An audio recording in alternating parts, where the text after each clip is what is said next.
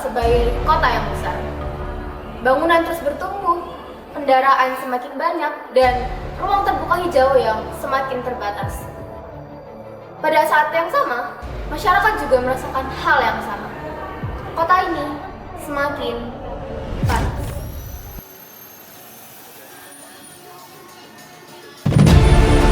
Urban Heat Island merupakan sebuah fenomena di mana suhu wilayah perkotaan lebih tinggi dibandingkan daerah sekitarnya, yang biasanya disebabkan oleh aktivitas manusia dan karakteristik perkotaan.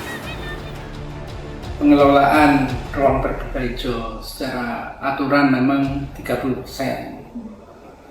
20% publik yang menjadi kewenangan kami, 10% itu private.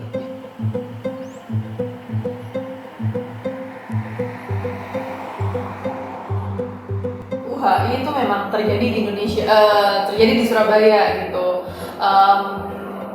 Salah satu alasannya sih ya memang karena faktor tutupan lahan, terus kemudian kan di Surabaya ada banyak daerah industri, terus kemudian memang daerahnya juga dekat dengan area pesisir, jadi itu semua memang mendukung. Kalau panas itu ya di sini, keluar ke rumah. Kan kalau di rumah kan udah panas, nggak ada angin. Kalau keluar kan dekat laut kan masih dapat angin.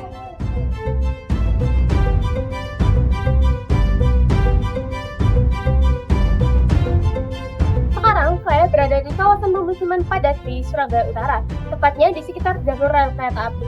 Nah, di lokasi ini bisa kita lihat bagaimana lokasi rumah berdiri sangat dekat dan bahkan berbatasan langsung dengan rel kereta api. Seperti yang bisa dilihat di sini.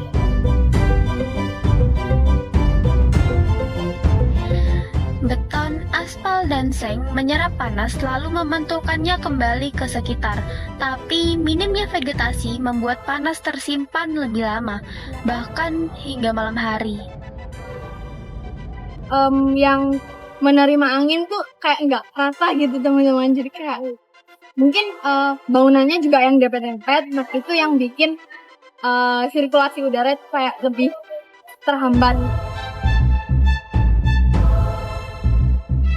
Di kawasan padat, ruang terbuka hijau berperan dalam mengurangi panas yang sulit dihindari. Di sisi lain, pemerintah juga menyatakan bahwa upaya pemerataan RTH terus dilakukan. Kita berupaya untuk memeratakan itu. Semaksimal mungkin kita berusaha untuk biar rata. Tapi kadang-kadang juga nggak bisa rata.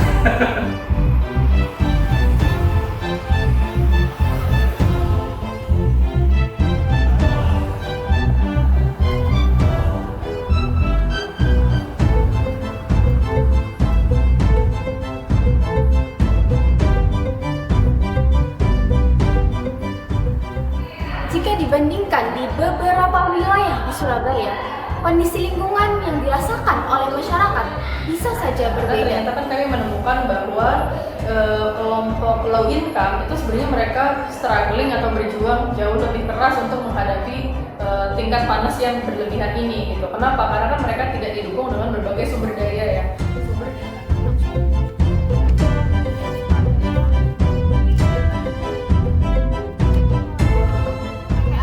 Kipas gitu ya untuk Iya, pakai kipas. Soalnya aku orang nggak punya. Kipas, kalau orang sini jarang pakai AC kan.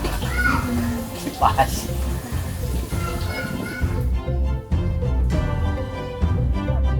Nah, kalau aku beradaptasi itu mau nggak mau pakai AC guys. Karena mau siang, sore sampai ke malam tuh kadang masih panas. Jadi mau nggak mau di rumah atau misal kalau di rumah nggak ada AC, aku nggak mau harus keluar kayak ke mall atau kayak ke Mixu atau kemana biar kita tuh pakai AC karena cuma AC doang. Kalau pakai kipas gampang. Nah, kalau di kamar sih biasanya aku nyalain AC ya, dan kalau enggak ya kipas gitu.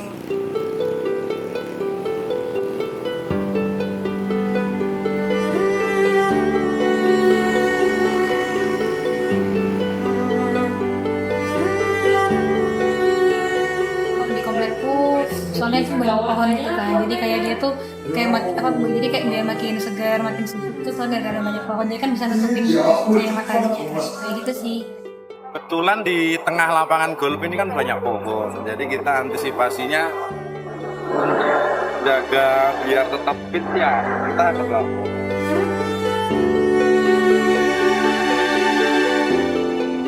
Sayangnya, pemerintah tidak melihat aspek lain seperti ekonomi dan sosial sebagai dampak dari urban heat island.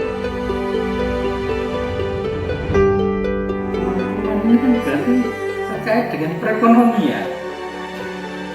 Saya rasa sama kok. Sama. Kalau kan manusia itu dilengkapi kemampuan yang namanya adaptasi. Adaptasi itu kan bisa menyesuaikan diri terhadap lingkungan.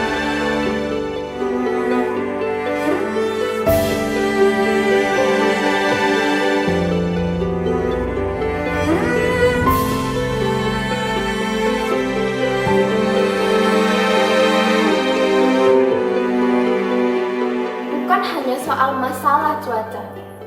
Panas yang terus meningkat bisa saja mempengaruhi kesehatan, produktivitas, hingga kenyamanan hidup masyarakat. Tapi paparan panas berlebihan yang terjadi secara terus-menerus itu kan dampak kesehatan jangka panjangnya itu real. Misalnya apa? Ya dia akan memicu kanker, dia akan memicu berbagai penyakit infeksi, terus entah infeksi pernapasan dan berbagai infeksi lainnya. Bagi sebagian masyarakat, panas bukan hanya dirasakan, tetapi mulai mempengaruhi aktivitas dan kehidupan sehari-hari mereka. Sekarang panasnya full. Sampai menyengat nih. Kalau panas ya gimana ya agak linong mungkin. Kebiasaan gitu.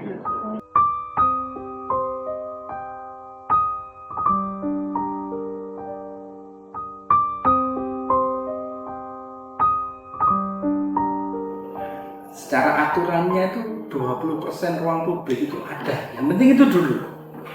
Yang penting goalnya itu untuk kesejahteraan masyarakat.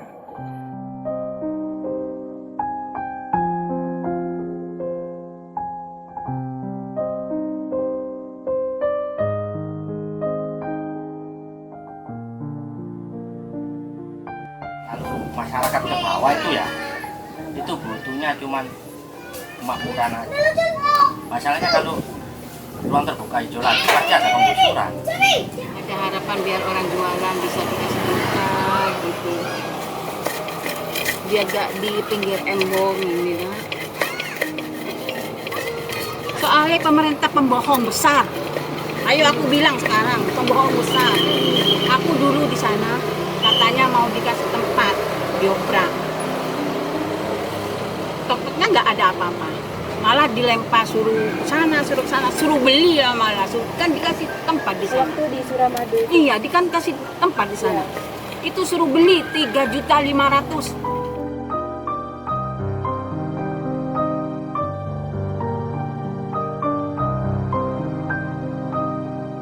Ruang terbuka hijau itu efektif, tapi dia bukan satu-satunya. Seperti yang tadi saya bilang, bahwa kita membutuhkan strategi yang lebih komprehensif dari hanya sekedar ruang terbuka hijau. Yaitu apa? Yaitu seperangkat kebijakan yang memberikan perlindungan sosial untuk mendukung kemampuan adaptasi si masyarakat terhadap UHI ini. Gitu. Nah, kalau misalnya kalian lihat literaturnya, RTH-nya ini sangat bagus kan, karena kita sudah achieve 21,7% gitu, yang mana itu udah hampir 22%. Tapi kan di aspek komprehensifnya belum ada. Gitu. Ketika sebagian orang bisa menghindari panas, ada sebagian lainnya yang harus hidup di dalamnya setiap hari.